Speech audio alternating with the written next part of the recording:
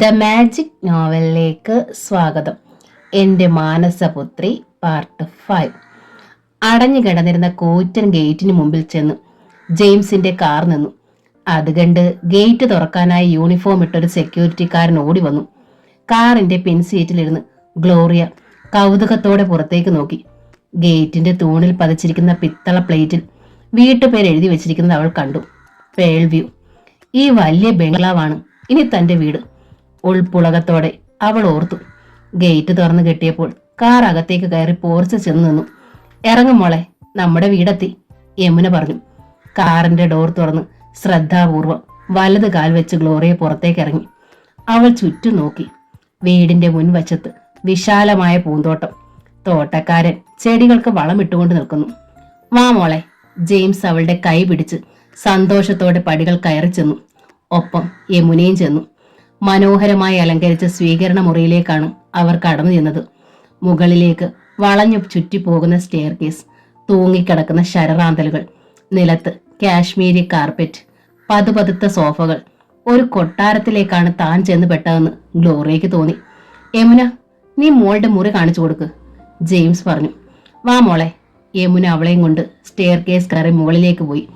രണ്ടാമത്തെ നിലയിലാണ് തന്റെ മുറി. ഗ്ലോറിയയ്ക്ക് സന്തോഷമായി. മുകളിലത്തെ മുറിയിൽ ഉറങ്ങുക എന്നത് അവളുടെ സ്വപ്നങ്ങളിൽ ഒന്നായിരുന്നു. മുകളിൽ 4-5 കിടപ്പുമുറികൾ ഉണ്ടായിരുന്നു. അടഞ്ഞു കിടന്നിരുന്ന ഒരു മുറിയുടെ വാതിൽ യമുന തുറന്നു. ഇതാണ് മോളെ നിന്റെ മുറി, അവൾ പറഞ്ഞു. ഉള്ളിലേക്ക് കയറി ഗ്ലോറിയ ആശ്ചര്യത്തോടെ മുറി മുഴുവൻ വീക്ഷിച്ചു.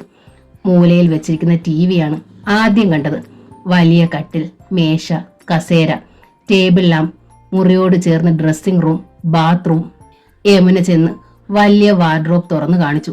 ആ അലമാര നിറയെ വിവിധ തരത്തിലുള്ള ഡ്രസ്സുകൾ ഹാങ്കറിൽ തൂക്കിയിട്ടിരിക്കുന്നു. എല്ലാം പുതിയതും ഗ്ലോറിയയുടെ അളവിലുള്ളതും.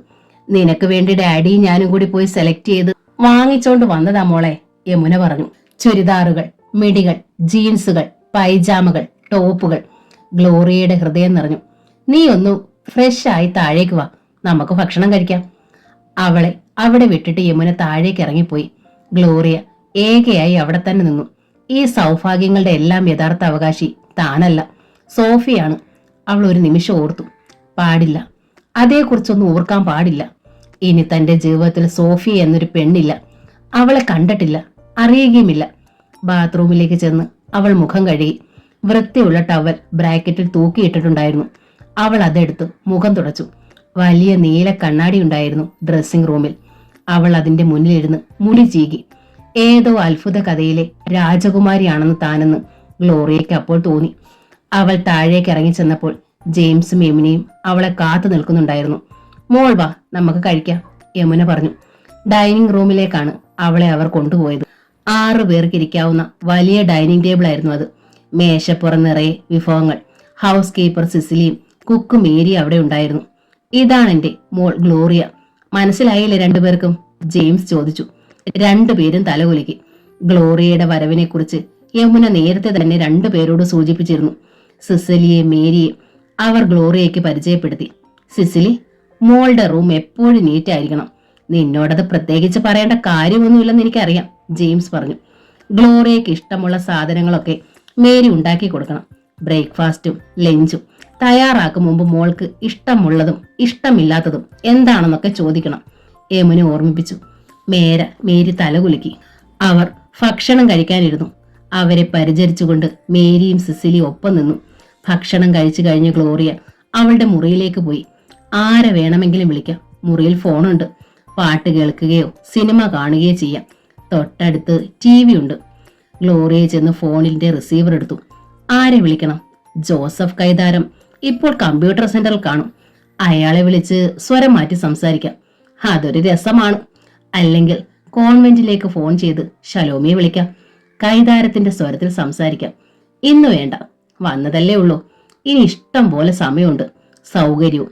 എന്തായാലും ജീവിതം ആസ്വദിക്കണം. ഇന്ന് വരെ അറിഞ്ഞിട്ടില്ലാത്ത സുഖങ്ങൾ അറിയണം.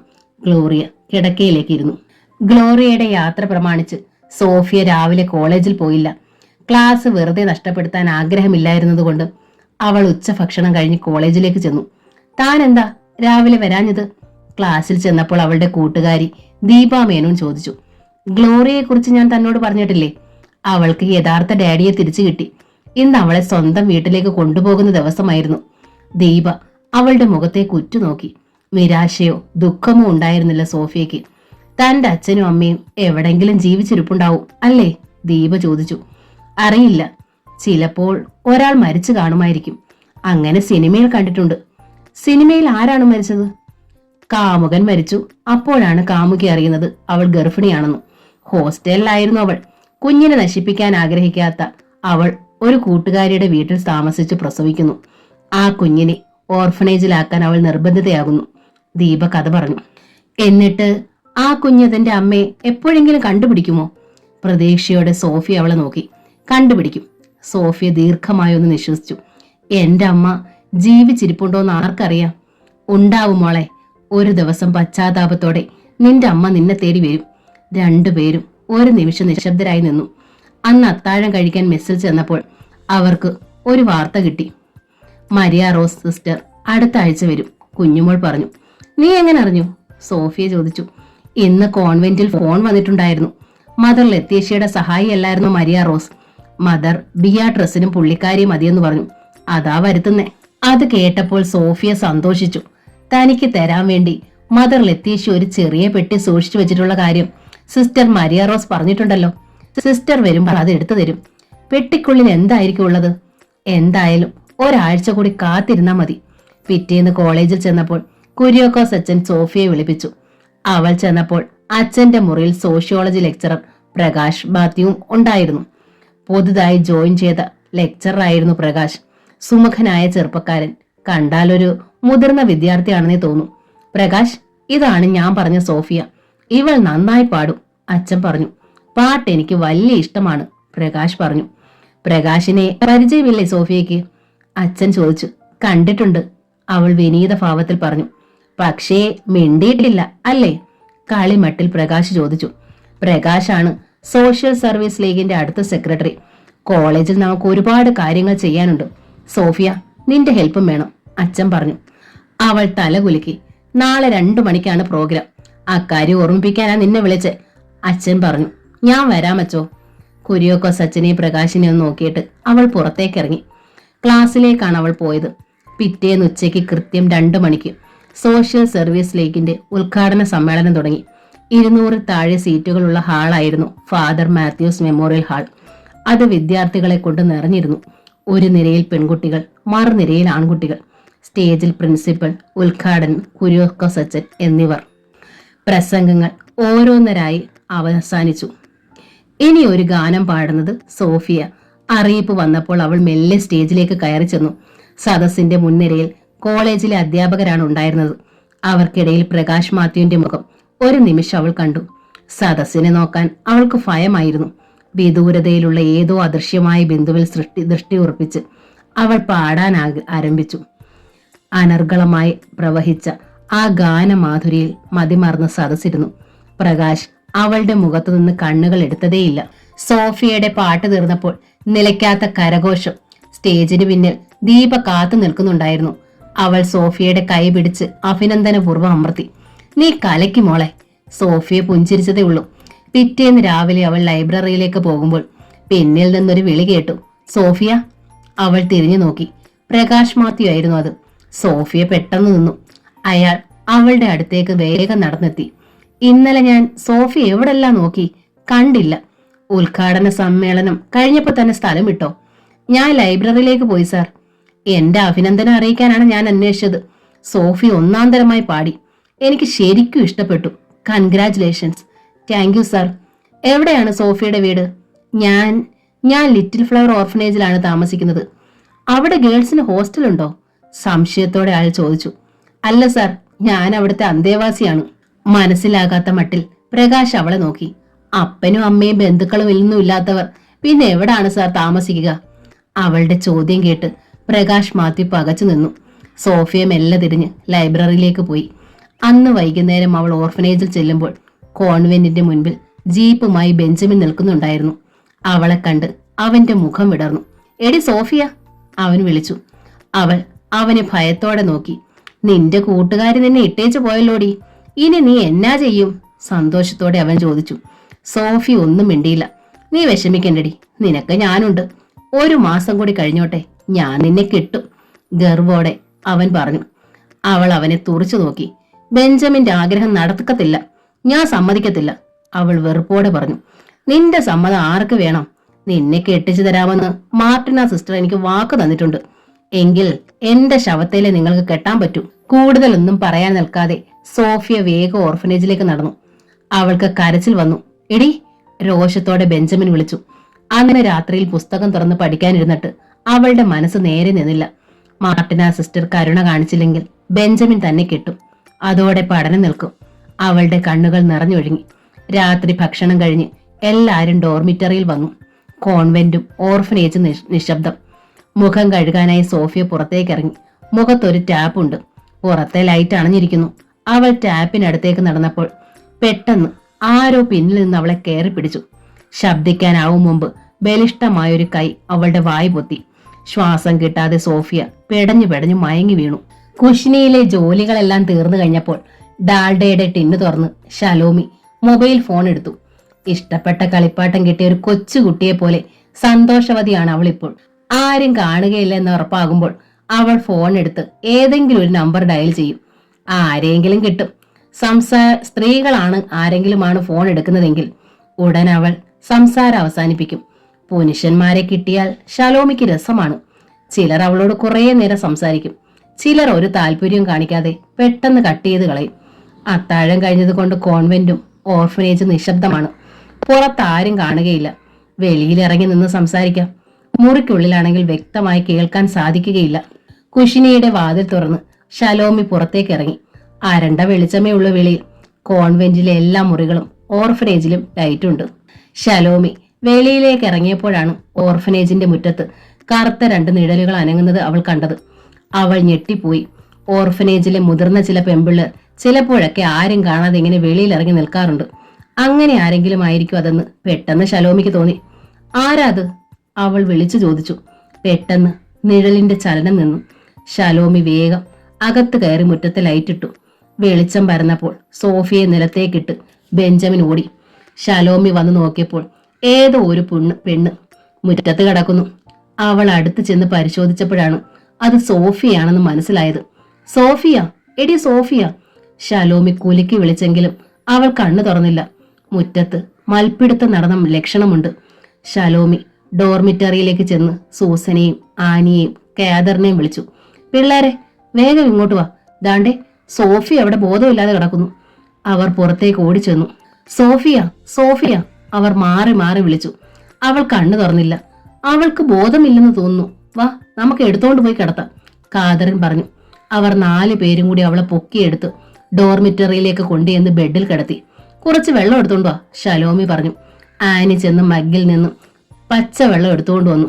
ഷലോമി അത് വാങ്ങി സോഫിയയുടെ മുഖത്ത് കുറച്ച് വെള്ളം കുടഞ്ഞു. സോഫിയ! അവളുടെ മെല്ലെ കണ്ണുകൾ തുറന്നു. അപ്പോഴേക്ക് ഡോർമിറ്ററിലെ അന്തേവാസിനികളെല്ലാം അവളുടെ കിടക്കയ്ക്ക് ചുറ്റും കൂടിയിരുന്നു. സോഫിയ, നിനക്ക് എന്തു പറ്റി? എല്ലാവരുടെ നേതൃത്വം ഏറ്റെടുത്തുകൊണ്ട് ഷലോമി ചോദിച്ചു. സോഫിയ ഒന്നും മിണ്ടിയില്ല. അവൾ എല്ലാവരുടെയും മുഖങ്ങളിൽ മാറി മാറി നോക്കി. ഷലോമി അവളുടെ മുഖത്തേക്ക് സൂക്ഷിച്ചു നോക്കി. അവളുടെ കീഴ്ചുണ്ടിൽ തടിപ്പും കവിളുകളിൽ പോറലുകളും ഷലോമി കണ്ടു. കണ്ണുകളിൽ ഭയവും. എല്ലാരും പോയി കടന്നോ? സോഫിക്കൊന്നുമില്ല, അവൾ തലചുറ്റി വീണതാ, പെട്ടെന്ന് ഷലോമി പറഞ്ഞു. ഒന്നും അടിച്ചിട്ടാണെങ്കിലും എല്ലാവരും അവരവരുടെ ബെഡിലേക്ക് പോയി. സോഫിയയുടെ മുടിയിലും ദേഹത്തും പറ്റിയ മൺതരികൾ ഷലോമി തുടച്ചു കളഞ്ഞു. ആരാ നിന്നെ? ഷലോമി ശബ്ദം താഴ്ത്തി ചോദിച്ചു. അറിയില്ലെന്ന അർത്ഥത്തിൽ സോഫിയ മെല്ലെ തല ചലിപ്പിച്ചു. പേടിക്കണ്ടടി, എന്നോട് നാളെ എല്ലാം പറഞ്ഞാൽ മതി കേട്ടോ. ഷലോമി എഴുന്നേറ്റു. ഡോർമിറ്ററിയുടെ വാതിലടച്ച് അകത്തു നിന്ന് കുറ്റിയിടണമെന്ന് പ്രത്യേക നിർദ്ദേശിച്ചാണ് ഷലോമി പോയത്. അന്ന് രാത്രി സോഫിയയ്ക്ക് ഉറങ്ങാൻ കഴിഞ്ഞില്ല. കണ്ണുകൾ അടച്ചാൽ ദുസ്വപ്നങ്ങൾ ഘോഷയാത്ര പോലെ വരവായി. തന്നെ കയറി പിടിച്ചത് ആരാണെന്ന് അവൾക്ക് വ്യക്തമായി മനസ്സിലായി. ബെഞ്ചമിൻ. അവന്റെ മുഖത്തെ കുറ്റി മീശ ഉരഞ്ഞ് മുഖം മുഴുവൻ നേറിപ്പുകയുന്നു. പിറ്റേന്ന് രാവിലെ സോഫിയെ കാണാൻ ഷലോമി വന്നു. ഇന്നലെ രാത്രിയിൽ എന്തുവായിരുന്നടി ഉണ്ടായേ? അവളെ മാറ്റി നിർത്തി ഷലോമി ചോദിച്ചു. ഉറക്കം വന്നപ്പോൾ മുഖം കഴുകാൻ ഞാൻ വെളിയിലേക്ക് ഇറങ്ങിയതാ. അന്നേരം ആരാണ്ട് വന്ന് പിറകിൽ കൂടി എന്നെ കയറി പിടിച്ചു. പെണ്ണുങ്ങൾ ആരെങ്കിലും ആണോ? അല്ല, പിന്നെ? ആകാംക്ഷയോടെ ഷലോമി ചോദിച്ചു. ബെഞ്ചമിനാ. ഇരുട്ടത്ത് നീ അവനെ കണ്ടോ? ഇല്ല, എനിക്ക് അവനെ മനസ്സിലായി. വിളിച്ചു പോവാൻ തുടങ്ങിയപ്പോ അവൻ എന്റെ വാ പൊത്തി. ശ്വാസം മുട്ടി പിടഞ്ഞത് മാത്രമേ എനിക്ക് ഓർമ്മയുള്ളൂ. ശലോമി ഒരു നിമിഷം നിശബ്ദയായി. ഇതങ്ങനെ വിട്ടാ പറ്റത്തില്ല, നീ വാ, നമുക്ക് മാർട്ടിന സിസ്റ്ററോട് പറയാം. പക്ഷേ ശലോമി സോഫിയ ഭയന്നു. നീ പേടിക്കണ്ടടി, പറഞ്ഞില്ലെങ്കിൽ നീയാകും ഒടുവിൽ തെറ്റുകാരി. സോഫിയയും കൊണ്ടവൾ മാർട്ടിന സിസ്റ്ററെ കാണാൻ ചെന്നു. നടന്ന സംഭവങ്ങൾ സിസ്റ്ററോട് ശലോമി പറഞ്ഞു. ഉള്ളതാണോടി ഇതെല്ലാം? സിസ്റ്റർ ചോദിച്ചു. അതെ എന്നർത്ഥത്തിൽ സോഫിയ തലകുലുക്കി. സിസ്റ്റർ മാർട്ടിന അനിഷ്ടത്തോടെ അവളുടെ മുഖത്തേക്ക് തുറച്ചു നോക്കി. നീ എന്തിനാ അസമയത്ത് കതക് തുറന്ന് വെളിയിലിറങ്ങിയേ? കുറ്റപ്പെടുത്തും പോലെ സിസ്റ്റർ ചോദിച്ചു. അസമയത്തല്ല സിസ്റ്ററെ, സ്റ്റഡി ടൈം ആയിരുന്നു. ഉറക്കം വന്നപ്പോ മുഖം കഴുകാൻ. ബെഞ്ചമിൻ അത് ചെയ്തത് നിനക്കുറപ്പുണ്ടോ? ഇരുട്ടത്ത് എങ്ങനാടി നീ അവനെ കണ്ടേ? സോഫി അതിന് മറുപടി പറഞ്ഞില്ല. പൊയ്ക്കോ, ഞാൻ അവനോടൊന്ന് ചോദിക്കട്ടെ. ശലോമിയും സോഫിയും സിസ്റ്റർ മാർട്ടിനയുടെ മുറിയിൽ നിന്നിറങ്ങി. നില്ല്, പെട്ടെന്ന് സിസ്റ്റർ പിന്നിൽ നിന്ന് വിളിച്ചു. രണ്ടുപേരും തിരിഞ്ഞു നിന്നു. നിങ്ങള് പെമ്പിള്ളാരാ, നിങ്ങളെ സൂക്ഷിക്കേണ്ടത് നിങ്ങൾ തന്നെയാ. അടങ്ങി ഒതുങ്ങി ഇവിടെ കഴിഞ്ഞോണം, അല്ലെങ്കിൽ ഒന്നിനെ ഓർഫനേജിൽ നിന്ന് വെളിയിലിറക്കത്തില്ല. അതൊരു താക്കീതായിരുന്നു. രണ്ടുപേരും ഒരക്ഷരം പോലും പറയാതെ ഓർഫനേജിലേക്ക് നടന്നു. അന്ന് ഉച്ചയായപ്പോഴാണ് ബെഞ്ചമിനെ സിസ്റ്റർ മാർട്ടിനയ്ക്ക് സൗകര്യമായി കിട്ടിയത്. എടാ, നീ ഇന്നലെ രാത്രി ഓർഫനേജിൽ പോയിരുന്നോ? സിസ്റ്ററിന്റെ സ്വരത്തിലെ കാഠിന്യം അവനെ ഞെട്ടിച്ചു. എല്ലാം അറിഞ്ഞു? ഇല്ല സിസ്റ്ററെ, ഞാൻ എന്തിനാ രാത്രിയിൽ ഓർഫനേജിൽ പോകുന്നേ? അവൻ അറിയാത്ത മട്ട് നടിച്ചു. സോഫിയ വന്ന് എല്ലാം എന്നോട് പറഞ്ഞു. എന്താ നിന്റെ ഉദ്ദേശം? ഞാനൊന്ന് ഫോൺ ചെയ്താൽ മതി, ആ നിമിഷം പോലീസ് വന്ന് നിന്നെ തൂക്കിയെടുത്തോണ്ട് പോകും. എന്താ പറയട്ടെ? ബെഞ്ചമിൻ ഭയത്തോടെ സിസ്റ്ററെ നോക്കി. തെറ്റുപറ്റി പോയതാ സിസ്റ്ററെ, ഇനി അങ്ങനെ ഉണ്ടാകത്തില്ല.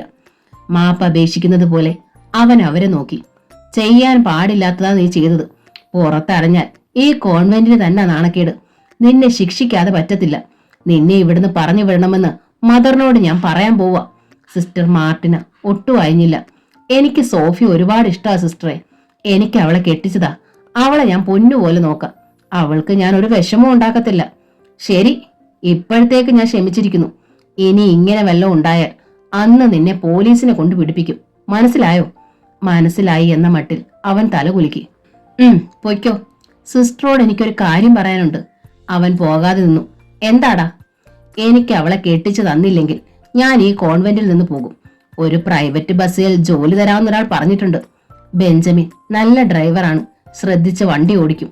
വിശ്വസിച്ച് എവിടെയും കൊണ്ടുപോകാം. അനുസരണയുള്ളവനാണ്. അവനെ കോൺവെന്റിൽ വേണം. നീ എങ്ങോട്ടും പോകണ്ട. 1 മാസം കൂടി ഞാൻ കാക്കും. അതിനുള്ളിൽ അവളെ കെട്ടിച്ചു തന്നില്ലേ ഞാൻ ഇവിടുന്ന് പോകും. സോഫിയ നല്ല കുട്ടിയാണ്, ദൈവഭയമുള്ളവളാണ്. അവൾ കൂടെയുണ്ടെങ്കിൽ ബെഞ്ചമിനെ നല്ല വഴിക്ക് നടത്തും. സിസ്റ്റർ തീരുമാനിച്ചു. സോഫിയ അപ്പോൾ കോളേജിലായിരുന്നു. അവളുടെ ഭാവി ജീവിതം നിർണയിക്കപ്പെട്ടത് അവൾ അറിഞ്ഞതേയില്ല. ലൈബ്രറിയിൽ ഷെൽഫുകൾക്കിടയിൽ സോഫിയ പുസ്തകം തിരയുമ്പോൾ പ്രകാശ് മാത്യു അവിടേക്ക് വന്നു. സോഫിയ, എന്ത് പുസ്തകമാ നോക്കുന്നേ? ഷേക്സ്പിയറിന്റെ ഒഥല്ലിയെ കുറിച്ചുള്ളൊരു പഠനമാ സാർ. എനിക്ക് സോഫിയോടൊരു കാര്യം സംസാരിക്കാനുണ്ടായിരുന്നു. എന്താണ് സാർ? ലൈബ്രറിയിൽ വെച്ച് വേണ്ട, പുറത്തേക്കൊന്ന് വരാമോ? സോഫിയ ഒരു നിമിഷം സംശയിച്ചു. പുസ്തകം കിട്ടിയില്ല, എന്നാലും പ്രകാശ് സാറിന് പറയാനുള്ളത് എന്താണെന്ന് അറിയാമല്ലോ. വരാം സാർ. പ്രകാശ് ലൈബ്രറിയിൽ നിന്ന് പുറത്തേക്കിറങ്ങി. സോഫിയ പിന്നാലെ ചെന്നു. ഉച്ചയ്ക്കുള്ള ഇന്റർവെൽ ആയിരുന്നതുകൊണ്ട് പുറത്ത് ഇടനാഴിയിലും വരാന്തയിലും മരച്ചുവട്ടിലുമൊക്കെ കുട്ടികളുണ്ടായിരുന്നു. വരാന്തയിലൂടെ അവർ മെല്ലെ നടന്നു. എന്റെ പപ്പയും മമ്മിയും അധ്യാപകരാണ്. ഒരനുജത്തിയുണ്ട്, ഗേളി. അവൾ MA പഠിക്കുകയാണ്, പ്രകാശ് പറഞ്ഞു. പ്രകാശ് സാർ പറഞ്ഞു വരുന്നത് എന്താണെന്ന് അവൾക്ക് മനസ്സിലായില്ല. എനിക്ക് സോഫിയെ ഇഷ്ടമായി. എന്റെ ജീവിതത്തിലേക്ക് സോഫിയെ ക്ഷണിക്കാൻ എനിക്ക് ആഗ്രഹമുണ്ട്. ഞെട്ടലോടെ അവൾ അയാളെ നോക്കി. സോഫിയയ്ക്ക് വിശ്വസിക്കാൻ കഴിഞ്ഞില്ല. ജീവിതത്തിൽ ഒരിക്കൽ പോലും അവൾ സ്വപ്നം കണ്ടിട്ടില്ലാത്ത കാര്യമാണ് അയാൾ പറഞ്ഞത്. എന്താ ഒന്നും മിണ്ടാത്തത്? അയാൾ ചോദിച്ചു. പെട്ടെന്ന് അവൾ സമനില വീണ്ടെടുത്തു. സാർ ഒരു തമാശക്കാരനാണെന്ന് ഞാൻ അറിഞ്ഞില്ല. പുഞ്ചിരിയോടെ അവൾ പറഞ്ഞു. ഇത് തമാശയല്ല സോഫിയ, ആത്മാർത്ഥമായിട്ടാണ് ഞാൻ പറഞ്ഞത്. സോഫിയെ സ്വന്തമാക്കാൻ ഞാൻ ആഗ്രഹിക്കുന്നു. ഞാൻ ആരാണെന്ന് സാറിനോട് പറഞ്ഞല്ലോ. എന്നിട്ടും സാറിന് എന്നോട് ഇഷ്ടം തോന്നിയെങ്കിൽ അത് എന്നോടുള്ള സഹതാപം കൊണ്ടാണ്. വേണ്ട സാർ, ഈ സ്നേഹത്തിന് ഞാൻ അർഹയല്ല. സാറിന്റെ വീട്ടുകാർ ഒരിക്കലും സമ്മതിക്കുകയില്ല. അവരെ കൊണ്ട് ഞാൻ സമ്മതിപ്പിച്ചോളാം. സോഫിയ അയാളുടെ മുഖത്തേക്ക് നോക്കി. ഉറച്ച തീരുമാനമായിരുന്നു അയാളുടേത്. സാർ ശരിക്കും ഒന്ന് ആലോചിക്കൂ. എന്നിട്ട് വീട്ടിൽ ഇക്കാര്യം പറയൂ. അവരുടെ മറുപടി എന്ത് തന്നെയായാലും സാർ അനുസരിക്കണം. അത് മാത്രമേ എനിക്ക് പറയാനുള്ളൂ. സോഫിയ കൂടുതലൊന്നും പറഞ്ഞില്ല. പ്രകാശിനെ വിട്ട് അവൾ ലൈബ്രറിയിലേക്ക് മടങ്ങി. ലൈബ്രറിയിൽ ചെന്നെങ്കിലും അവൾക്കൊന്നും വായിക്കാൻ കഴിഞ്ഞില്ല. അവളുടെ മനസ്സ് വല്ലാതെ അസ്വസ്ഥമായിരുന്നു. ആണെന്ന് അറിഞ്ഞിട്ടും പ്രകാശ് സാർ എന്തിനാണ് തന്നെ ജീവിതത്തിലേക്ക് ക്ഷണിച്ചത്? അദ്ദേഹം സുമുഖൻ, കോളേജ് അധ്യാപകൻ, സമ്പന്നൻ, യോജിച്ചൊരു പെണ്ണിനെ അദ്ദേഹത്തിന് നിഷ്പ്രയാസം കിട്ടും. എന്നിട്ടും പ്രകാശ് മാത്യു പറഞ്ഞ വാക്കുകളും അയാളുടെ മുഖവും അവളുടെ മനസ്സിൽ നിന്നും മായാതെ നിന്നു. ക്ലാസ് കഴിഞ്ഞപ്പോൾ സോഫിയ ഓർഫനേജിലേക്ക് പോയി. അവൾ വന്നപ്പോൾ കോൺവെന്റിന്റെ മുറ്റത്തൊരു ടാക്സി കിടക്കുന്നുണ്ടായിരുന്നു. ആരോ വന്നിട്ടുണ്ട്. സോഫിയ ഓർഫനേജിന് നേരെ നടന്നു. സോഫിയ! പെട്ടെന്ന് പിന്നിൽ നിന്നൊരു വിളി കേട്ട് അവൾ തിരിഞ്ഞു നോക്കി. പാർലറിൽ നിന്ന് ബീന ചേച്ചി പുഞ്ചിരിയോടെ ഇറങ്ങി വരുന്നു. സോഫിയ ഓടിച്ചെന്ന് ബീന ചേച്ചി കെട്ടിപ്പിടിച്ചു. ഞങ്ങളെ മറന്നില്ലല്ലോ ബീന ചേച്ചി, അവൾ സന്തോഷത്തോടെ പറഞ്ഞു. മറക്കാൻ പറ്റുമോ മോളെ? ഈ വീട്ടിൽ നിന്നല്ലേ ഞാൻ പോയത്. ബീന ലിറ്റിൽ ഫ്ലവർ ഓർഫനേജിലെ അന്തേവാസിനിയായിരുന്നു. 5 വർഷം മുമ്പ് ദുബായിൽ ജോലിയുള്ള ഒരാൾ ബീനയെ കൂട്ടിക്കൊണ്ടുപോയി. ഇടയ്ക്ക് 2 തവണ ഭർത്താവുമൊത്ത് ബീന ചേച്ചി ഓർഫനേജിൽ വന്നിരുന്നു. ഒരു മോളുണ്ട് ബീന ചേച്ചിക്ക്. ഒറ്റയ്ക്കാണോ ചേച്ചി വന്നത്? വിശേഷങ്ങൾ പറ, സോഫിയ ആവശ്യപ്പെട്ടു. ഒറ്റയ്ക്കല്ല മോളെ, ജോണിക്കുട്ടി വന്നിട്ടുണ്ട്. ദാ കാറിലുണ്ട് മോളും ജോണിക്കുട്ടിയും. കാറിനടുത്തേക്ക് ബീന അവളെ വിളിച്ചോണ്ടുപോയി. ജോണിക്കുട്ടിയും 3 വയസ്സുകാരി ജീനയും കാറിൽ നിന്നിറങ്ങി. എന്താ മോളെ, ആന്റി അറിയുമോ? സോഫിയ അവളെ വാരിയെടുത്ത് ഉമ്മ വെച്ചു. എല്ലാ ആന്റിമാരെ അവൾ അറിയും, ജോണിക്കുട്ടി പറഞ്ഞു. ഞങ്ങൾ പോകാൻ തുടങ്ങുകയായിരുന്നു സോഫിയ. നിന്നെ കണ്ടില്ലല്ലോ എന്നുള്ളൊരു വിഷമമായിരുന്നു.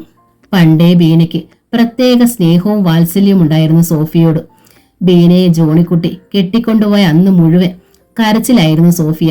ഞങ്ങൾ പുതിയ വീട് വെച്ചു മോളെ, അതിന്റെ വെഞ്ചരിപ്പ. അടുത്ത ഞായറാഴ്ച നിങ്ങളെയൊക്കെ ക്ഷണിക്കാനാ ഞങ്ങൾ വന്നേ, ബീന പറഞ്ഞു. സന്തോഷമായി ചേച്ചി, പക്ഷേ വരാൻ പറ്റുമെന്ന് തോന്നുന്നില്ല. ഇവിടുന്ന് 4-5 മണിക്കൂർ യാത്രയില്ലേ? സൗകര്യം കിട്ടുമ്പോൾ സോഫിയ വരണം. ഞാൻ അടുത്ത ആഴ്ച തിരിച്ചു പോകും. പിന്നെ ബീനയും മോളും മാത്രമേ വീട്ടിൽ കാണൂ. അവൾക്ക് നിങ്ങളൊക്കെയല്ലേ ഉള്ളൂ. ജോണിക്കുട്ടി അച്ചടിച്ചൊരു കാർഡ് എടുത്ത് സോഫിയയ്ക്ക് കൊടുത്തു. വീട് വെഞ്ചരിപ്പിന്റെ ക്ഷണക്കത്തായിരുന്നു അത്. ഞങ്ങൾ ഇനി പോട്ടെ മോളെ, ബീന ചോദിച്ചു. ശരി ചേച്ചി. അവർ കാറിൽ കയറി യാത്രയായി. സോഫിയ മെല്ലെ ഓർഫനേജിലേക്ക് നടന്നു. അപ്പോൾ എതിരെ ശലോമി വരുന്നുണ്ടായിരുന്നു. ബീന ചേച്ചിയെ കണ്ടോ നീ? ശലോമി ചോദിച്ചു. കണ്ടു, ഇപ്പോഴാ പോയെ. ഉച്ചയായപ്പോഴാ അവര് വന്നത്. ഞങ്ങൾക്ക് എല്ലാവർക്കും ഫോറിൻ ചോക്ലേറ്റ് തന്നു. അത് കഴിഞ്ഞാ മദറിനെയും സിസ്റ്റർമാരെയൊക്കെ കാണാൻ പോയെ. നിന്നെ കാണാതെ പോകേണ്ടി വരുമോ എന്ന സങ്കടമായിരുന്നു പുള്ളിക്കാരിക്ക്. കാണാതെ പോയെങ്കിൽ എനിക്ക് സങ്കടമായേനെ, സോഫിയ പറഞ്ഞു. സ്നേഹമുള്ള ഭർത്താവ്, മിടുക്കിയായ മോൾ, സ്വന്തം വീട്, ആവശ്യത്തിന് പണം, ഭാഗ്യവതിയാ ബീന ചേച്ചി. ശലോമിയുടെ സ്വരത്തിൽ നേരിയ അസൂയുണ്ടായിരുന്നു. മനസ്സിൽ നന്മയുള്ളവർക്ക് ദൈവം നല്ല ജീവിതം കൊടുക്കും ശലോമി. സോഫി ഓർഫനേജിലേക്ക് പോയി. ശലോമി കുശിനിയിലേക്ക് ചെന്നു. അത്താഴത്തിന് ചപ്പാത്തി ഉണ്ടാക്കണം. അവൾ ആട്ടയെടുത്ത് കുഴയ്ക്കാൻ ആരംഭിച്ചു. തന്റെ ഈ ജീവിതം കോൺവെന്റിലെ ഈ ഇരുണ്ട കുശിനിയിൽ തന്നെ അവസാനിക്കാനുള്ളതല്ല. ഒന്നുകിൽ ഒരു ദുബായ്ക്കാരനെ കെട്ടണം, അല്ലെങ്കിൽ... അന്ന് രാത്രിയിൽ ശലോമിക്ക് മൊബൈലിൽ ബഷീറിന്റെ വിളി വന്നു. ഗ്ലോറിയ, നാളെ ഞങ്ങൾ വരുന്നുണ്ട് നിന്നെ കാണാൻ. ശലോമി ഒന്ന് ഞെട്ടി. നേരിൽ കാണുമ്പോൾ താൻ ഗ്ലോറിയ അല്ലെന്ന് അയാൾ മനസ്സിലാക്കിയാലോ? തന്നെയും ഗ്ലോറിയ അയാൾ കണ്ടിട്ടില്ലല്ലോ, ഫോണിൽ സംസാരിച്ചിട്ടല്ലേ ഉള്ളൂ. നാളെ അയാളെ കാണുമ്പോൾ ഗ്ലോറിയായിട്ട് അഭിനയിക്കാം. എന്തിനാണ് നാളെ കാണുന്നത്? എങ്കിലും അവൾ ചോദിച്ചു. ശരിക്കും പറഞ്ഞാൽ നിന്നെ മുംബൈയിലേക്ക് കൊണ്ടുപോകാനാ ഞങ്ങൾ വരുന്നത്. നാളെ രാവിലെ 10 മണിയാകുമ്പോൾ നീ കോൺവെന്റിന്റെ അടുത്തുള്ള പോസ്റ്റ് ഓഫീസിൽ വന്ന് നിൽക്കണം. ഒരു കറുത്ത കാറിൽ ഞങ്ങൾ വരും. കാറിന്റെ നമ്പർ 3048. മറക്കരുത്. 3048 മറക്കത്തില്ല. ആർക്കും സംശയമൊന്നും തോന്നാതെ വരണം. കയ്യിൽ ബാഗ് എടുക്കണ്ട, മനസ്സിലായില്ലേ? മനസ്സിലായി. അന്ന് രാത്രി ശലോമിക്ക് ഉറങ്ങാൻ കഴിഞ്ഞില്ല. അവൾക്ക് ഭയവും ആശങ്കയും ഉണ്ടായിരുന്നു. കോൺവെന്റിലെ ആരെങ്കിലും കണ്ടാൽ. കിട്ടാൻ പോകുന്ന ശമ്പളത്തെക്കുറിച്ച് ഓർത്തപ്പോൾ അവൾക്ക് ധൈര്യം കിട്ടി. പിറ്റേന്ന് രാവിലെ 10 മണിയായപ്പോൾ മാർക്കറ്റിൽ പോകാനെന്ന മട്ടിൽ അവൾ ഒരുങ്ങിയിറങ്ങി. പോസ്റ്റ് ഓഫീസിൽ ചെന്ന് നിന്നു. 11 മണിയായപ്പോൾ ഒരു കറുത്ത കാർ വന്ന് പോസ്റ്റ് ഓഫീസിന്റെ മുമ്പിൽ നിർത്തി. അവൾ നമ്പർ നോക്കി. 3048. ശലോമി വേഗം കാറിനടുത്തേക്ക് ചെന്നു. പിന്നിലെ ഡോർ തുറക്കപ്പെട്ടു. അവൾ തിടുക്കത്തിൽ അകത്തേക്ക് കയറി. വണ്ടി വേഗം മുമ്പോട്ട് നീങ്ങി. കാറിൽ ഡ്രൈവറെ കൂടാതെ അസീം ഭായിയും ബഷീറും ഉണ്ടായിരുന്നു. അവർ ശലോമിയെ കണ്ട് അമ്പരന്നു. ഇത് ഗ്ലോറിയ അല്ല. അസീം ഭായി പോക്കറ്റിൽ നിന്ന് ഗ്ലോറിയയുടെ ഫോട്ടോ എടുത്തു നോക്കി. രാമചന്ദ്രൻ കൊടുത്ത ഫോട്ടോ ആയിരുന്നു അത്. ആരാ നീ? സത്യം പറ, അസീം ഭായി ചോദിച്ചു. ഗ്ലോറിയ, ഷലോമി പറഞ്ഞു. നീ ഗ്ലോറിയല്ല, സത്യം പറ, ആരാ നീ? ഒരു കത്തി എടുത്ത് നിവർത്തിക്കൊണ്ട് അസീം ഭായി ചോദിച്ചു. ഷലോമി ഞെട്ടിപ്പോയി. കാർ അതിവേഗം ഓടുകയായിരുന്നു. ഞാൻ ഷലോമിയാണ്, അവൾ വിറയലോടെ പറഞ്ഞു. ഗ്ലോറി എവിടെ? ബഷീർ ചോദിച്ചു. അറിയത്തില്ല. പറയടി, അല്ലെങ്കിൽ കൊന്നുകളയും നിന്നെ. അസീം ഭായിയുടെ കത്തി അവളുടെ നെഞ്ചിലേക്ക് അമർത്തി. അവളെ ജെയിംസ് കൊണ്ടുപോയി, അവൾ പറഞ്ഞു. ഏത് ജെയിംസ്? JJ എഡ്യൂക്കേഷണൽ ട്രസ്റ്റിന്റെ. അസീം ഭായിയുടെ ചുണ്ടുകളിൽ കുടിലമായൊരു ചിരി വിരിഞ്ഞു. ആൾ സഞ്ചാരം കുറഞ്ഞൊരു സ്ഥലത്തെത്തിയപ്പോൾ കാർ നിന്നു. ഷലോമിയുടെ നെഞ്ചിൽ അസീം ഭായ് അപ്പോഴും കത്തിമുന അമർത്തി പിടിച്ചിരിക്കുകയായിരുന്നു. തൽക്കാലം ഞങ്ങൾ നിന്നെ വെറുതെ വിടുകയാണ്. പക്ഷേ ഇക്കാര്യം വല്ലത് നീ ആരോടെങ്കിലും പറഞ്ഞാൽ ഞങ്ങൾ വീണ്ടും വരും. അന്ന് കത്തിയിൽ നിന്ന് നിന്റെ ശരീരം കടന്ന് പെടയും. അമർത്തിയ സ്വരത്തിൽ അസീം ഭായ് പറഞ്ഞു. ഭീതിയോടെ അവൾ അയാളെ നോക്കി. പറഞ്ഞത് മനസ്സിലായോ നിനക്ക്? മനസ്സിലായി എന്ന അർത്ഥത്തിൽ ഷലോമി തല കുലുക്കി. ഭയം കാരണം അവളുടെ തൊണ്ട ഉണങ്ങിയിരുന്നു. പെട്ടെന്ന് കാറിന്റെ ഡോർ ബഷീർ തുറന്നു പിടിച്ചു. ഇറങ്ങിക്കോ, അസീം ഭായ് മുരണ്ടു. ഷലോമി വേഗം കാറിൽ നിന്നിറങ്ങി. വണ്ടി പെട്ടെന്ന് മുന്നോട്ട് കുതിച്ചു. അവൾ ചുറ്റും പകച്ചു നോക്കി. സ്ഥലം ഏതാണെന്ന് അവൾക്ക് മനസ്സിലായില്ല. 10 മിനിറ്റിലേറെ കാർ ഓടിയിരിക്കുന്നു. വിറയ്ക്കുന്ന കാലുകളോടെ അവൾ മെല്ലെ നടന്നു. കോൺവെന്റിൽ ഇത് വല്ലതും അറിഞ്ഞാൽ. അവൾ അല്പനേരം നടന്നപ്പോൾ ബസ് സർവീസ് ഉള്ള റോഡിലെത്തി. അതോടെ അവൾക്ക് സമാധാനമായി. പെട്ടെന്നൊരു ബസ് വന്നു നിന്നു. അത് ടൗണിലേക്കുള്ള വണ്ടിയായിരുന്നു. മാർക്കറ്റിനടുത്തുള്ള സ്റ്റോപ്പിലാണ് അവൾ ഇറങ്ങിയത്. അന്നത്തെ ആവശ്യത്തിനുള്ള പച്ചക്കറി വാങ്ങി ഓട്ടോയിൽ അവൾ കോൺവെന്റിലേക്ക് പോയി.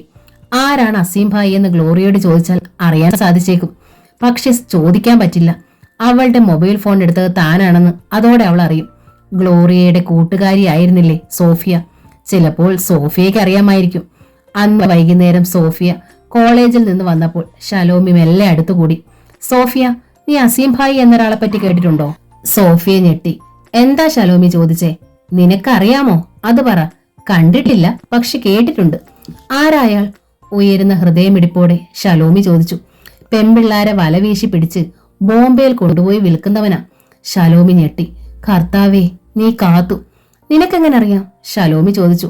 പത്രത്തിലൊക്കെ വാർത്ത വന്നിട്ടുണ്ടായിരുന്നു. ഗ്ലോറിയയ്ക്ക് അയാളെ എങ്ങനെ പരിചയം? സോഫിയ അവളെ പകച്ചു നോക്കി. അറിയത്തില്ല. എന്താ ചോദിച്ചേ? അസീം ഭായ് ഇന്നിവിടെ വന്നിട്ടുണ്ടായിരുന്നു. ഗ്ലോറിയ അന്വേഷിച്ചു. എന്നോടാ ചോദിച്ചേ. ഞാൻ പറഞ്ഞു അവൾ ഇവിടെ ഇല്ലെന്ന്. കോൺവെന്റിൽ ആരെങ്കിലും അറിഞ്ഞു ഇക്കാര്യം? സോഫിയ ചോദിച്ചു. ഇല്ല, ഞാൻ മാർക്കറ്റിൽ പോകാൻ ഇറങ്ങിയപ്പോ ഗേറ്റിന്റെ അടുത്ത് വെച്ചാ കണ്ടേ. ഗ്ലോറിയ ഇപ്പൊ എവിടാണെന്ന് അവർ ചോദിച്ചോ? പക്ഷേ ഞാൻ പറഞ്ഞു എനിക്കറിയത്തില്ലെന്ന്. അത് നന്നായി. ഇനി അസീം ഭായിയുടെ ശല്യമുണ്ടാവില്ലെന്ന് സോഫിയയ്ക്ക് തോന്നി. നീ വാ സോഫിയ, നിനക്ക് ഞാൻ ചായ തരാം. ഷലോമി അവളെ ക്ഷണിച്ചു. സോഫിയെ കൂട്ടിക്കൊണ്ടുപോയി ഷലോമി അവൾക്ക് ചായയും പഴം പൊരിച്ചതും കൊടുത്തു. അവൾ തിരിച്ചു വരുമ്പോൾ വാഴച്ചെടികളുടെ മറവിൽ ബെഞ്ചമിൻ കാത്തു നിൽക്കുന്നുണ്ടായിരുന്നു. അവൾ അവനെ കണ്ടില്ല. നില്ലടി അവളെ. അമർത്തിയ ആക്രോശം കേട്ട് സോഫിയ ഞെട്ടിത്തിരിഞ്ഞു നിന്നു. ബെഞ്ചമിൻ പകജ്വലിക്കുന്ന കണ്ണുകളോടെ മെല്ലെ അവളുടെ അടുത്തേക്ക് ചെന്നു. അവൾ ഭയത്തോടെ അവനെ നോക്കി. നീ മാർട്ടിൻ അസിസ്റ്റന്റ് അടുത്ത് എന്ന് എന്നെക്കുറിച്ച് പരാതി പറഞ്ഞോ? അവൻ ചോദിച്ചു. ശബ്ദിക്കാനാവാതെ സോഫിയ നിന്നു. നീ എന്റെ പെണ്ണ, മനസ്സിലായോ നിനക്ക്? നിന്നെ എന്തും ചെയ്യാനുള്ള അവകാശം എനിക്കുണ്ട്. അനുസരണയോടെ നിന്നില്ലേ കഴുത്തിന് ഞെക്കിക്കൊന്ന് ഈ പൊട്ട കിണറ്റിൽ കൊണ്ടുചെന്ന് തള്ളു ഞാൻ.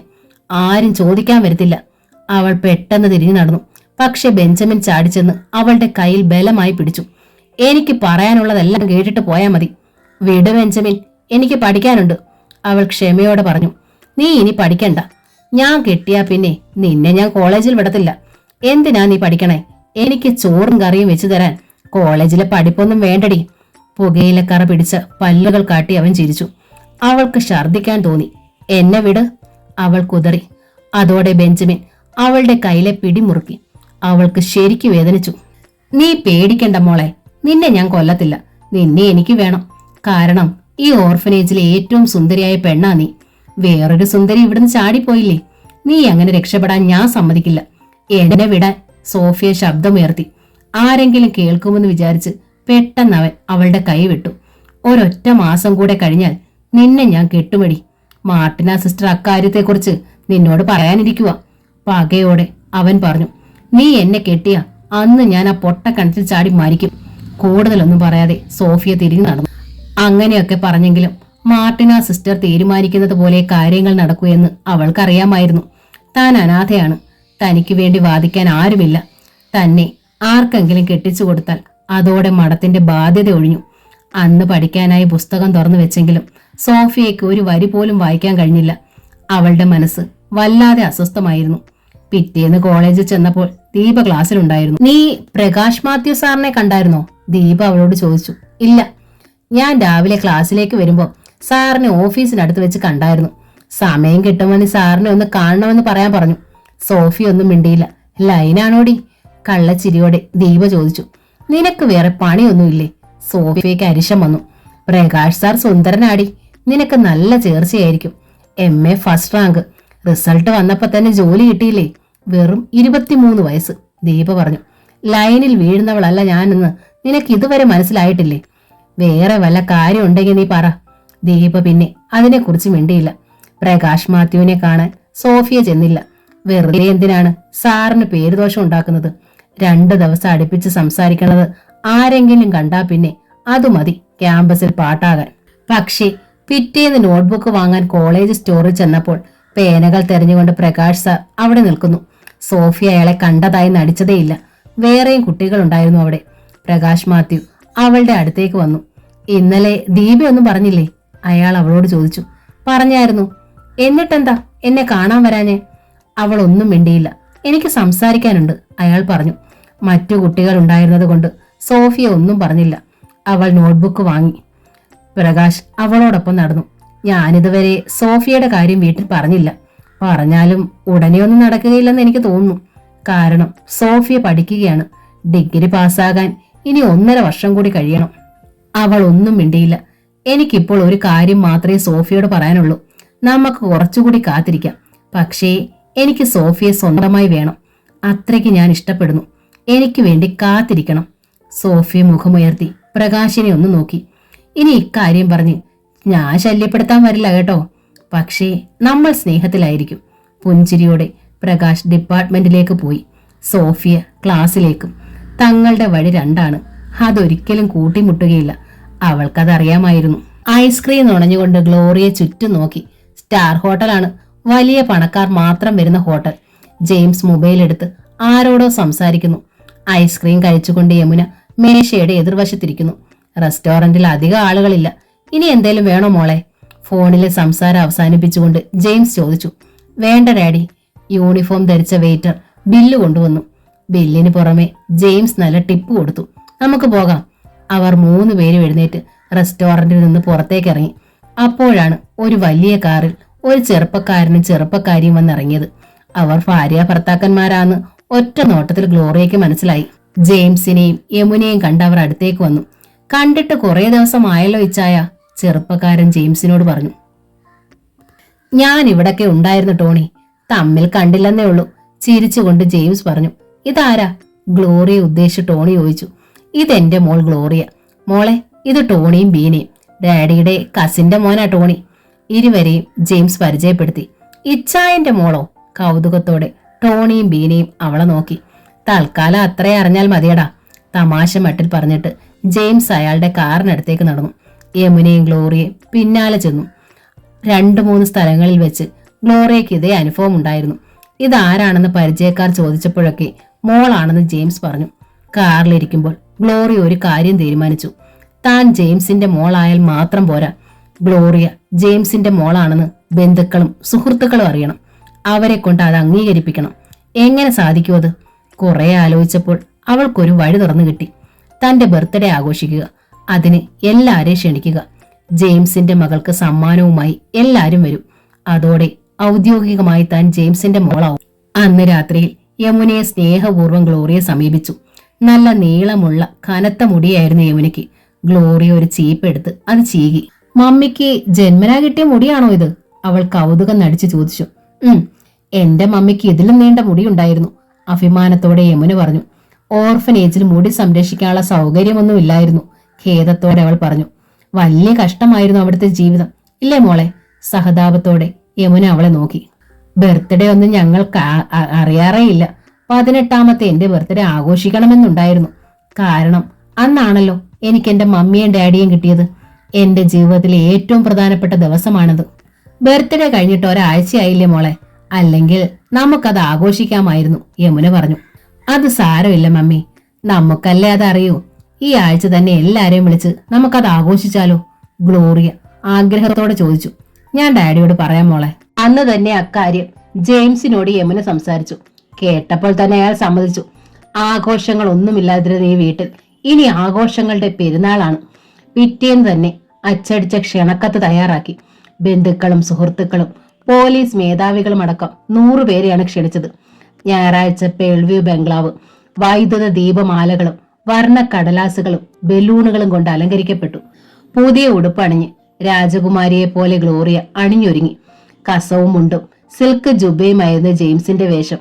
പട്ട് സാരിയും വൈരമാലയും കമ്മലുമായിരുന്നു യമുനയുടെ വേഷം. വൈകുന്നേരം 6 മണി കഴിഞ്ഞപ്പോൾ അതിഥികൾ വന്നു തുടങ്ങി. വിശാലമായ മുറ്റത്ത് കാറുകൾ നിരന്നു. അതിഥികൾ സമ്മാനങ്ങൾ നൽകി ഗ്ലോറിയയ്ക്ക് ആശംസകൾ നേർന്നു. തോബിയാസും മുംതാസും സമ്മാനങ്ങളുമായി എത്തി. എല്ലാ അതിഥികൾക്കും ഗ്ലോറിയെ ജെയിംസ് പരിചയപ്പെടുത്തി. ഒടുവിൽ 18 മെഴുകുതിരികൾ നാട്ടിയ വലിയ ബർത്ത്ഡേ കേക്ക് കരഘോഷങ്ങൾക്കിടയിൽ ഗ്ലോറിയ മുറിച്ചു. ക്യാമറ ഫ്ലാഷുകൾ മിന്നി. ഡിന്നർ നടത്തി. ബുഫേ രീതിയിലായിരുന്നു ഭക്ഷണം. വിസ്കി കുപ്പികൾ പലതു തുറന്നു. തമാശകൾ, പൊട്ടിച്ചിരികൾ. ഗ്ലോറിയ അതിഥികൾക്കിടയിൽ ഒരു പൂമ്പാറ്റയെ പോലെ പാറി നടന്നു. അവൾ പലരെയും പരിചയപ്പെട്ടു. പലരും അവളെ വന്ന് പരിചയപ്പെട്ടു. ഡിന്നർ പാതിയായപ്പോഴാണ് ഡ്രോയിങ് റൂമിലെ ടെലിഫോൺ ബെല്ലടിച്ചത്. യമുന റിസീവർ എടുത്തു. ഹലോ, മിസ്റ്റർ ജെയിംസിന്റെ വീടല്ലേ? ഒരു പുരുഷ സ്വരം ചോദിച്ചു. അതെ, ഗ്ലോറി ഒന്ന് വിളിക്കൂ, അത്യാവശ്യമാണ്. ആരാണ് നിങ്ങൾ? അസീം ഭായി വിളിക്കുന്നു എന്ന് പറഞ്ഞാൽ മതി, അവൾക്കറിയാം. ഗ്ലോറിയെ വിളിച്ച് യമുന റിസീവർ കൊടുത്തു. മോളെ, നിനക്കാ ഫോൺ. അവൾ റിസീവർ വാങ്ങി. ഗ്ലോറിയ, ഇത് ഞാനാണ്, അസീം ഭായി. നീ ഞങ്ങളുടെ കയ്യിൽ നിന്ന് രക്ഷപ്പെട്ടു അല്ലേ? സാരമില്ല, നിന്നെ ഞങ്ങൾക്ക് വേണ്ട. പക്ഷേ നിനക്ക് വേണ്ടി 10 ലക്ഷം രൂപ ഞാൻ രാമചന്ദ്രന് കൊടുത്തിട്ടുണ്ട്. അതെനിക്ക് നഷ്ടപ്പെടുത്താൻ വയ്യ. കേട്ടത് വിശ്വസിക്കാൻ കഴിഞ്ഞില്ല അവൾക്ക്. നിനക്ക് പണക്കാരനായ ഡാഡി കിട്ടിയില്ലേ? 10 ലക്ഷം രൂപ നീ ജെയിംസിന്റെ കയ്യിൽ നിന്ന് മേടിച്ചു തന്നാൽ മതി. ഞാൻ പുറത്ത് ബംഗ്ലാവിന്റെ മുന്നിലെ കാറിലുണ്ട്. റിസീവറുമായി ഗ്ലോറിയെ സ്തംഭിച്ചു നിന്നു. ഗ്ലോറിയ പെട്ടെന്ന് റിസീവർ വെച്ചു. എവിടേക്കാണ് ഓടി ഒളിക്കുക? ബംഗ്ലാവിന്റെ വെളിയിൽ അസീം ഭായി കാറിൽ കാത്തിരിപ്പുണ്ടെന്നല്ലേ പറഞ്ഞത്? ഈ നേരത്ത് അയാൾ കയറി വന്നാൽ? പെട്ടെന്ന് വീണ്ടും ഫോൺ ബെല്ലടിക്കാൻ തുടങ്ങി. അസീം ഭായി ആയിരിക്കും വിളിക്കുന്നതെന്ന് അവൾക്ക് ഉറപ്പുണ്ടായിരുന്നു. ഗ്ലോറിയെ ചുറ്റും നോക്കി. യമുന അവിടെ എങ്ങും കണ്ടില്ല. അതിഥികൾക്കിടയിൽ ചുറ്റിത്തിരിയുകയായിരുന്നു അവൾ. മമ്മി വന്ന് ഫോൺ എടുത്താൽ അത് പ്രശ്നമാകും. തൽക്കാലം എങ്ങനെയെങ്കിലും അസീം ഭായി ഒഴിവാക്കണം. അവൾ വേഗം റിസീവർ എടുത്തു.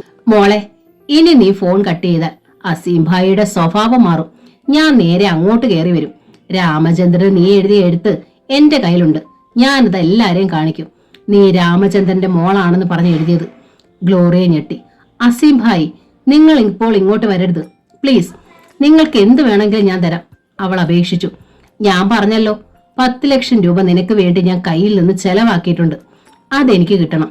തരാം, പക്ഷേ എനിക്ക് ഒരാഴ്ചത്തെ സമയം വേണം. ഏതെങ്കിലും രീതിയിൽ അത്രയും രൂപ സംഘടിപ്പിച്ച് ഞാൻ നിങ്ങൾക്ക് തരാം. ഇന്നും നാളെ ഒന്നും പറ്റില്ല. അസീം ഭായി ഒന്ന് ആലോചിച്ചു. അവൾ പറഞ്ഞത് ശരിയല്ലേ? നിന്ന നിൽപ്പിൽ 10 ലക്ഷം വേണമെന്ന് പറഞ്ഞാൽ ആർക്കും തരാൻ പറ്റില്ല. അവൾക്ക് ഇത്തിരി സാവകാശം കൊടുക്കാം. ശരി, നിനക്ക് ഞാൻ ഒരാഴ്ചത്തെ സമയം തരാം. ഇന്ന് ഞായർ, അടുത്ത ഞായറാഴ്ചയ്ക്ക് മുമ്പ് പണം എനിക്ക് കിട്ടണം. നാളെ ഇതേ നേരത്ത് ഞാൻ വീണ്ടും വിളിക്കും. അന്നേരം ബാക്കി കാര്യങ്ങൾ പറയാം. അയാൾ പെട്ടെന്ന് സംസാരം അവസാനിപ്പിച്ചു. ഗ്ലോറിയ ആശ്വാസത്തോടെ റിസീവർ വെച്ചു. തൽക്കാലം രക്ഷപ്പെട്ടു. പക്ഷേ ഗ്ലോറിയ പെന്നിൽ നിന്ന് ആരോ വിളിച്ചപ്പോൾ അവൾ തിരിഞ്ഞു നോക്കി. പുഞ്ചിരിയോടെ ഒരു മധ്യവയസ്കൻ, അയാളുടെ ഭാര്യ എന്ന് തോന്നിക്കുന്ന സ്ത്രീയുമുണ്ടൊപ്പം. ഞാൻ തോബിയാസ്, JJ എഡ്യൂക്കേഷണൽ ട്രസ്റ്റിന്റെ മാനേജറാണ്. ഇതെന്റെ വൈഫ് മേഴ്സി, അയാൾ സ്വയം പരിചയപ്പെടുത്തി. ഹലോ. ഗ്ലോറിയ സന്തോഷം നടിച്ച് പുഞ്ചിരിച്ചു. ജെയിംസ് സാറിന് ഇത്രയും സുന്ദരിയായൊരു മകളുണ്ടെന്ന് ഞങ്ങൾ അറിഞ്ഞതേയില്ല, മേഴ്സി പറഞ്ഞു. ഒരു ദിവസം മോൾ ഞങ്ങളുടെ വീട്ടിൽ വരണം. വരാ അങ്കിൾ. അപ്പോൾ സുന്ദരിയായ വേറൊരു സ്ത്രീയും അവരുടെ ഭർത്താവും അവളുടെ മുമ്പിലേക്ക് വന്നു. മോളെ, ഇത് മുംതാസ്, നമ്മുടെ ഓഫീസിലെ അക്കൗണ്ടന്റ് ആണ്. ഇത് അക്ബർ, മുംതാസിന്റെ ഹസ്ബൻഡാണ്. തോബിയാസ് അവരെയും പരിചയപ്പെടുത്തി. ഹലോ ആന്റി, ഗ്ലോറിയ പറഞ്ഞു. മനസ്സ് വല്ലാതെ അസ്വസ്ഥമായിരുന്നെങ്കിലും അവൾ എല്ലാരെയും നോക്കി ചിരിച്ചു. സന്തോഷം നടിച്ച് സംസാരിച്ചു. പുറമെ ഒന്നും കാണിച്ചില്ല. അപ്പോഴേക്ക് യമുന വന്ന് അവളെ കൈ പിടിച്ച് മറ്റൊരു ഹാളിലേക്ക് കൂട്ടിക്കൊണ്ടുപോയി. ഭക്ഷണം പ്ലേറ്റിലെടുത്ത് തിന്നുകയും കുടിക്കുകയും ചെയ്തുകൊണ്ട് ഭംഗിയായി വേഷം ധരിച്ച സ്ത്രീകളും അവിടെ നിൽക്കുന്നുണ്ടായിരുന്നു. മുടി പറ്റെ വെട്ടിയ 50 വയസ്സുകാരന്റെ അടുത്തേക്കാണ് ഗ്ലോറിയെ യമുന കൊണ്ടുപോയത്. പാൻസും ഷർട്ടുമായിരുന്നു അയാളുടെ വേഷം. കണ്ടപ്പോഴേ അയാൾ ഒരു പോലീസ് ഓഫീസറാണെന്ന് അയാൾക്ക് തോന്നി. ഐസക്കെ, മോളെ പരിചയപ്പെട്ടില്ലല്ലോ, എന്തി എൽസി? യമുന ചോദിച്ചു. എൽസി? അയാൾ ചുറ്റും നോക്കി. പട്ടുസാരി ഉടുത്തൊരു മധ്യവയസ്ക വേഗം അവരുടെ അടുത്തേക്ക് വന്നു. മോളെ, ഇത് ഐസക് ജോൺ, ഇവിടുത്തെ ഡിവൈഎസ്പിയാ. ഇത് എൽസി, ഐസക്കിന്റെ മിസ്സിസാ. യമുന അവരെ പരിചയപ്പെടുത്തി. ഗ്ലോറിയ സൗഹൃദത്തോടെ അവരെ നോക്കി ചിരിച്ചു. എന്റെ മാനസപുത്രി എന്ന നോവലിന്റെ ഈ ഭാഗം ഇവിടെ പൂർണ്ണമാവുകയാണ്. ഈ നോവൽ നിങ്ങൾക്ക് ഇഷ്ടമായെങ്കിൽ ലൈക്ക് ചെയ്ത്, ഷെയർ ചെയ്ത്, സബ്സ്ക്രൈബ് ചെയ്യണേ. Thank you.